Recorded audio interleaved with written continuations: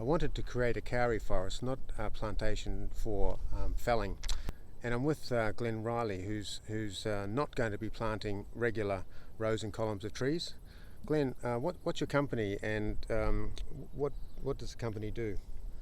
We're Habitat Restorations Aotearoa, and we're in the business of restoring native ecosystems. So we're revegetating hills, forests, wetlands, gullies and rivers, and we also do follow-up weed and pest control to create thriving ecosystems.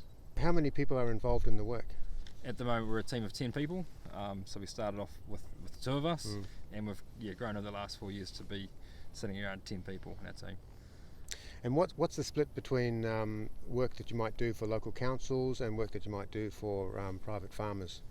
The majority of our work is actually on private property, but much of it has been funded through Crown investment. So restoring waterways and private property, particularly farms, but we do a little bit of work with government departments, so Department of Conservation, Fish and Game Councils and councils, but I guess the private lands where we spend most of our time. You've spent some time on the property here, Glen, and I've got around 8 hectares of native bush on the slopes of a couple of gullies, and there's a variety of plants growing here.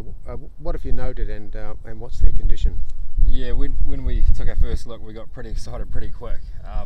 We don't see many blocks like this around the place, and beautiful stands of Kanuka, and totally complex with everything from shrubs, ferns, all the way through to big podocarps.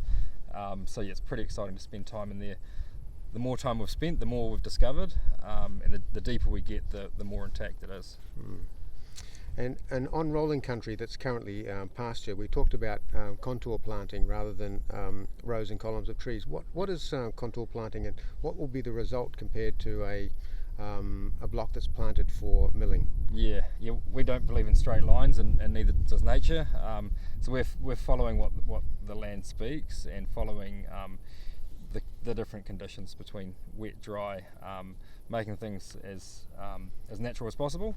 And the more time we spend on the land, the more we get to understand what it should look like, and making sure that the right places, the right plants are in the right places. So in the end, it should look like a natural piece of bush.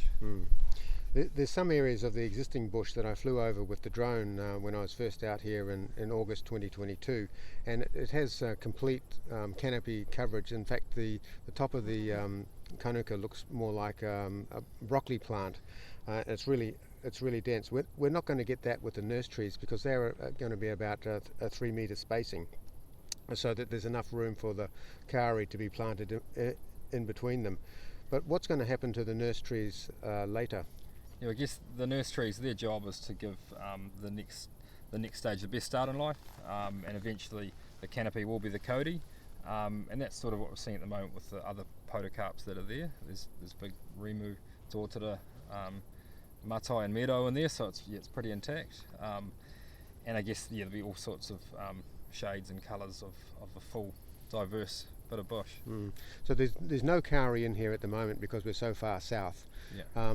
And if we plant kauri amongst the nurse trees, mostly manuka and kanuka, and the kauri will predominate in that area. But is it also feasible to plant kauri in the existing bush where we've got room, or is it's not going to take? Yeah, I think it's definitely worth a trial. Haven't certainly dealt with a project of this uniqueness before. I haven't planted Kauri this far south, but we're seeing that the climate has changed, and there are places where it is existing in these parts. So I think if done properly, I think both could be achieved. It'd be nice to have a bit of a mix of mostly kauri and some nurse plants, and also mostly the existing bush and some kauri. So Glen, thanks Glen. I look forward to coming back here in the spring when we work on the first third of the property that's going to be planted with about 7,000 nursery stems.